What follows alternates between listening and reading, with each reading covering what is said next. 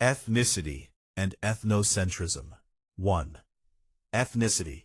In current scientific usage, the term ethnicity designates a linguistic, cultural, and territorial group of a certain size, the term tribe being generally reserved for smaller groups. Derived from the Greek ethnos, neo-Latinized, then Frenchified and Anglicized, the expression ethnicity, like that of tribe, remained in exclusively ecclesiastical use for a long time.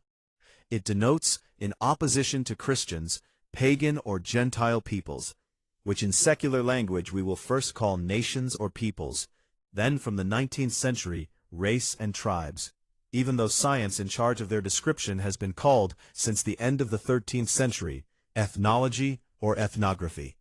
At the beginning of the 20th century, these terms were gradually competed with or supplanted by various neologisms, such as the French ethnie, or the German terms ethnicum and ethnikos. Their appearance is concomitant with the semantic shift of nouns formerly used. Nation is now reserved for the civilized states of the West. People, as the subject of a historical destiny, is too noble for savages, at least in French. Race, now centered on purely physical criteria, is too general, a sort of cheap nation. The ethnicity is defined by a sum of negative traits. Its emergence also responds to the requirements of administrative and intellectual supervision of colonization. The new terminology which is being developed makes it possible to put the conquered populations in their place, to split them up and lock them into unambiguous territorial and cultural definitions. Amselle and M'Bokolo, 1985.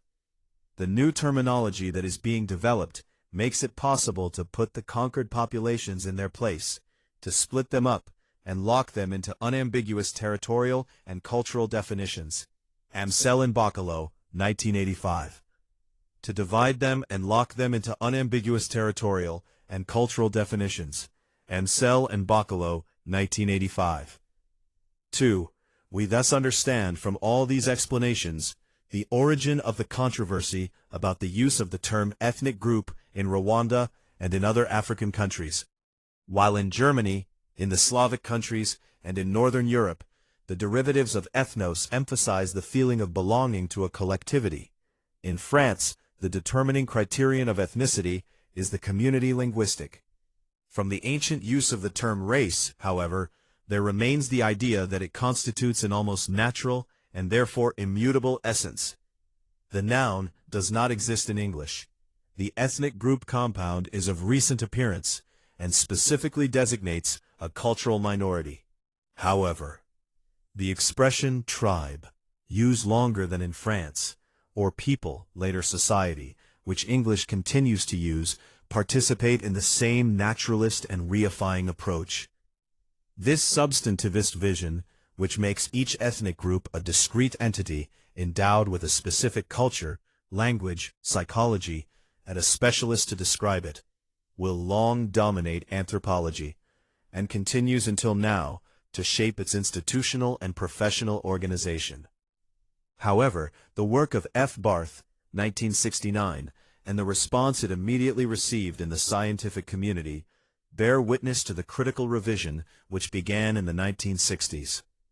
The development of a historical perspective in anthropology makes it possible to deepen this critique of ethnicity as a substance, and to shift the emphasis from the processes of self-definition and ethnogenesis to the mechanisms of ethnification, which are chronologically first.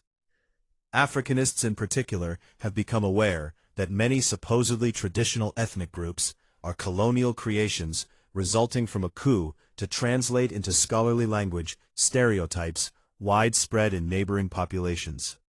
More generally, we have realized that the crystallization of ethnic groups has always referred to processes of political, economic, or ideological domination of one group over another.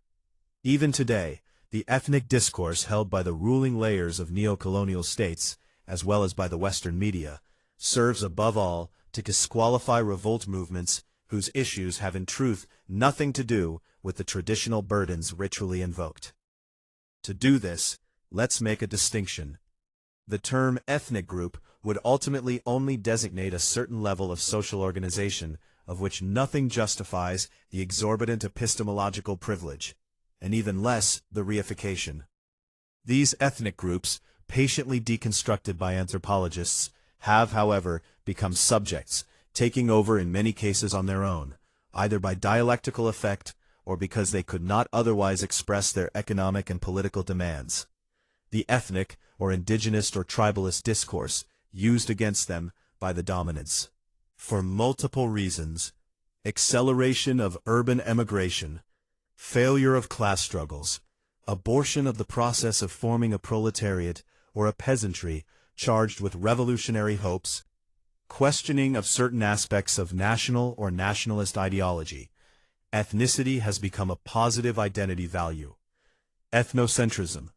Let us recall an observation already cited.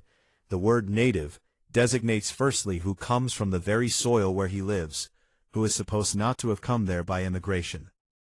Then, in geology, it designates everything which was formed on site. Finally, in mythology, it designates the one or that which is born of the earth. For this, the opposite of native is foreign. In the case of Rwanda, which interests us in particular, some Hutu claim to be native, and thus designate the Tutsi as foreigners.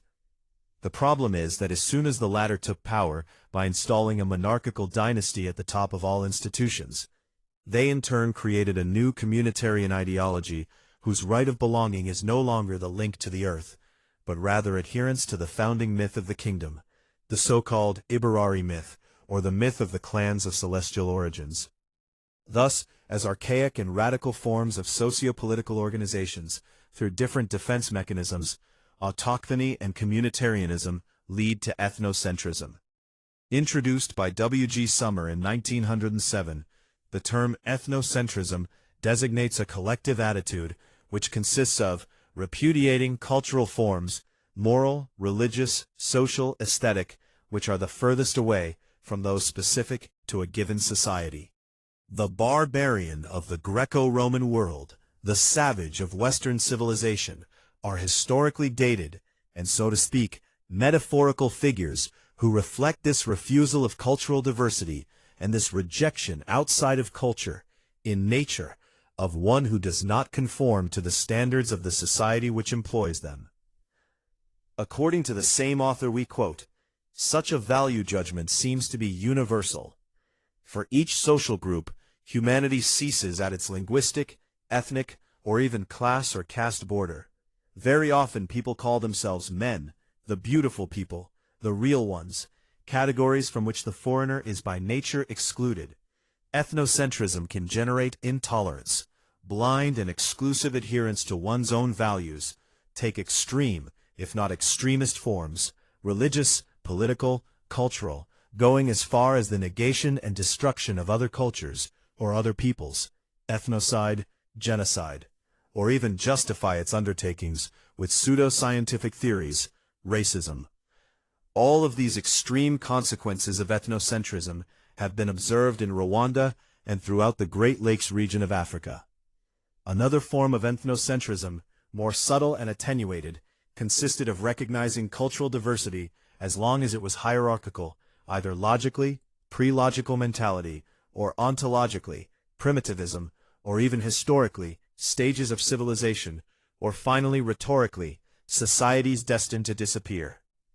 It is this point of view that the emerging human sciences took up in the 19th century, which linked cultural diversity to the stages of uniform social development, comparable to the ages of life.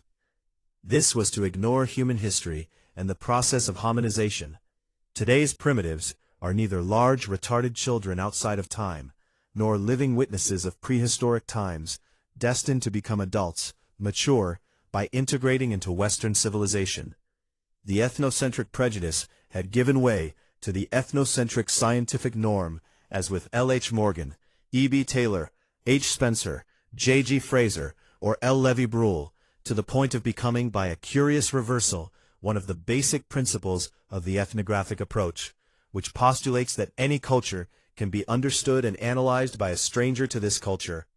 B. Taylor, Spencer, J. G. Fraser, or L. Lévi-Brühl, to the point of becoming, by a curious reversal, one of the basic principles of the ethnographic approach, which postulates that all culture can be understood and analyzed by a stranger to this culture.